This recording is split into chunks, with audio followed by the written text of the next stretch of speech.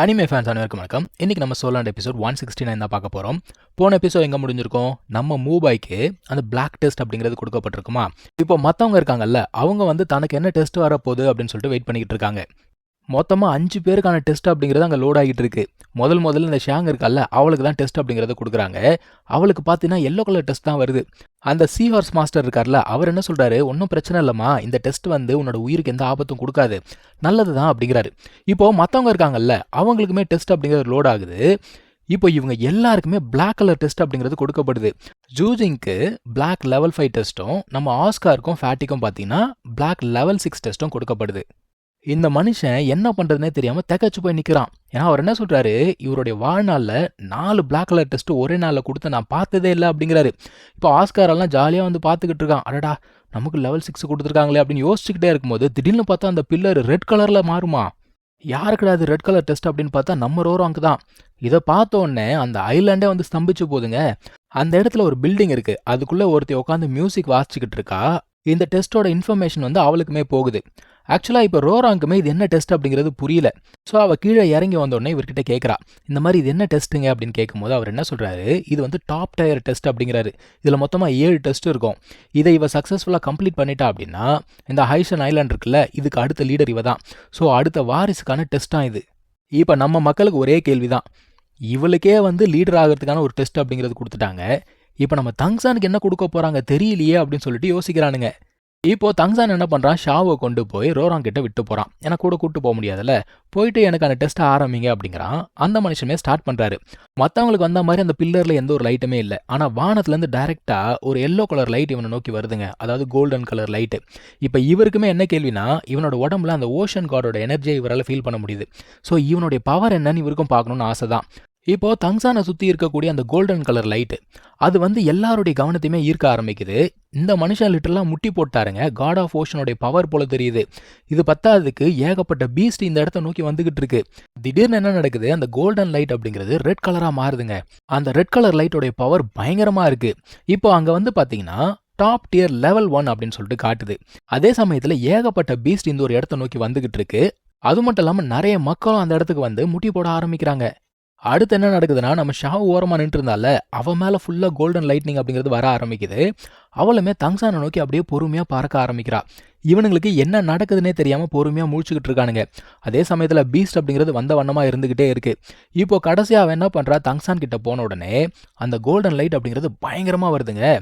எல்லாருமே நம்ம ஊரில் பார்த்தீங்கன்னா ஆத்தா மகமாயி அப்படின்னு கத்துவாங்கள்ல, அந்த மாதிரி காட் ஆஃப் ஓஷன் சொல்லிட்டு எல்லாருமே தொழுகை பண்ண ஆரம்பிக்கிறாங்க லிட்டரலாக.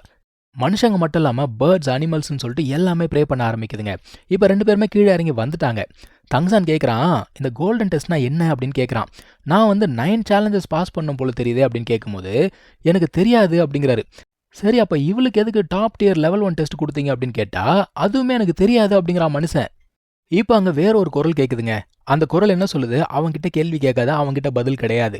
ஆக்சுவலாக உனக்கு கொடுக்கப்பட்டது நார்மல் டெஸ்ட் இல்லை, உனக்கு கொடுக்கப்பட்டது அப்படிங்கிறது காட் ஆஃப் ஓஷனோட டெஸ்ட் அப்படிங்கிறாங்க. அது மட்டும் இல்லாமல் ஷாவ் இருக்கால, அவள் என்ன பண்ணணும், இவன் கூட சேர்ந்து அந்த டெஸ்ட் எல்லாமே கம்ப்ளீட் பண்ணணும். ஸோ அதுதான் வந்து அவளுக்கான சேலஞ்ச். ஸோ அவள் தனியாக எந்த ஒரு டெஸ்ட்டும் எடுக்க மாட்டா. இப்போ அந்த இடத்துல ஏகப்பட்ட மீன்கள் எல்லாம் அப்படியே காற்றுலேயே பறந்து வரா மாதிரி இருக்குங்க. கிட்டத்தட்ட சொல்லணும்னா அந்த ஃபேரிலேண்ட் மாதிரியான ஒரு ஃபீலிங்கை கொடுக்குது. அது மேலே கண்ணாடி போட்ட ஒரு பொண்ணு ஜம்ப் பண்ணி வந்துக்கிட்டே இருக்கா.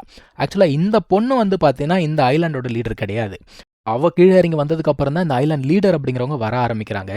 நம்ம சீ ஹார்ஸ் மாஸ்டர் இருக்கார்ல, அவர் என்ன சொல்றாரு, என்னை மன்னிச்சுக்கோங்க, ஓஷன் காட் கொடுத்த வேலையை என்னால் வந்து முழுசாக செய்ய முடியல, எனக்கு தண்டனை கொடுங்க அப்படிங்கிறாரு.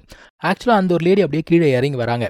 அவங்கள பார்க்கும்போதே நம்ம ஆட்களுக்கு தெரிஞ்சு போச்சு, இவங்க தான் வந்து அந்த போஸ் ஆயிஷி, அதாவது கிராண்ட் ஓஷன் மாஸ்டர் இவங்க தான். அவங்க என்ன சொல்கிறாங்க, பரவாயில்லப்பா, இதுவும் தப்பு கிடையாது, எனக்குமே இதுதான் முதல் முறை, நானே இப்போ தான் வந்து ஓஷன் காடோடைய அடுத்த வாரிசை பார்க்குறேன் அப்படின்னோடனே அவங்களுக்கு ஷாக்கு. இப்போ தான் சீ ஹார்ஸ் மாஸ்டருக்கு புரியுது, ஓ அதனால தான் அவன் மேலே வந்து ஓஷன் காடோட எனர்ஜி இருந்துச்சா அப்படிங்கிறது இவருக்கு இப்போ தான் புரிய ஆரம்பிக்குது. போஸ் ஆயிஷி என்ன பண்ணுறாங்க, தங்சானை பார்த்து கேட்குறாங்க, உன்னை பற்றி சொல்லுப்பா அப்படிங்கிறாங்க. அவன் சொல்கிறான், இந்த மாதிரி என் பேர் தங்சான், என்னோட கிரேட் கிராண்ட் ஃபாதர் பேர் வந்து தாங்சன் அப்படின்னோடனே அவங்களுக்கு பக்குன்னு ஆகி போகுது. இது தாங்சன்னா, நீ வந்து தாங்சனுடைய கிரேட் கிராண்ட் சன்னா அப்படின்னு சொல்லிட்டு கிட்ட போயிட்டாங்க. ஏன்னா இவங்களுக்கு தங்சானுடைய கிரேட் கிராண்ட் ஃபாதரை நல்லாவே தெரியும். ஆக்சுவலாக அந்த முக சாயலுமே நல்லா இருக்கும். இவங்க பார்க்குறாங்க, அப்போ இவனுக்காக தான் நான் இத்தனை வருஷமாக காத்துக்கிட்டு இருந்தேனா அப்படிங்கிற மாதிரி யோசிக்க ஆரம்பிக்கிறாங்க. அவங்க தங்சானை பார்த்து என்ன சொல்கிறாங்கன்னா, நீ வந்து இதுக்கப்புறம் இங்கே யாருக்குமே தலை வணங்க வேண்டிய அவசியமே கிடையாது. நீ எனக்கு கூட தலை வணங்க வேண்டிய அவசியம் கிடையாது. அதுக்கப்புறம் மற்றவங்கள பார்த்து என்ன சொல்கிறாங்க, என்னோட ஆர்டர்ஸ் எல்லாருக்குமே அனுப்புங்க. இவங்க 8 பேருமே டெஸ்ட் அப்படிங்கிறத முடிகிற வரைக்கும் இந்த ஐலாண்டுடைய மிக முக்கியமான கெஸ்ட்டு. யாருமே அவங்கக்கிட்ட கடுமையாக பேசுகிறதோ இல்லை தப்பாக நடந்துக்கிறதோ கூடவே கூடாது. முடிஞ்ச வரைக்கும் அவங்களுக்கான தேவைகளை நீங்கள் பூர்த்தி செய்யணும் அப்படின்னு சொல்கிறாங்க.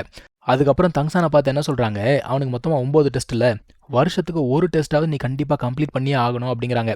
அது மட்டும் இல்லாமல் அவனோட டெஸ்ட் அப்படிங்கிறது ரொம்ப முக்கியமாக, இந்த ஐலாண்டோட எதிர்காலமே அவனை நம்பி தான் இருக்கான். ஸோ நீ வந்து கண்டிப்பாக டெஸ்ட்டை வந்து தோக்கவே கூடாது, கைவிடவும் கூடாது. நீ மட்டும் டெஸ்ட்டை தோத்துட்ட அப்படின்னா இந்த முடிவு அப்படிங்கிறது சாவை விட மோசமாக இருக்கும் அப்படின்ட்டு போகிறாங்க. அவன் பார்க்குறான், அடா பாவீங்களா, ஐலாண்டோட எதிர்காலத்தை எதுக்குடா என்னோட டெஸ்ட்டில் கொண்டு வந்து வச்சிங்க அப்படிங்கிற மாதிரி முழிக்கிறான். அந்த லேடி இங்கேருந்து போனதுக்கப்புறம் தான் இவங்களுக்கு மூச்சே வருது. ஏன்னா அந்த அளவுக்கு பவர் அவங்கக்கிட்ட இருக்குது. இப்போ இவர் என்ன சொல்கிறாரு, சரி வாங்க போகலாம் அப்படிங்கிறாரு. அதாவது டைம் ஆயிடுச்சு, இன்றைக்கி ரெஸ்ட் எடுங்க, நாளையிலேருந்து டெஸ்ட் எடுங்க அப்படிங்கிறாரு.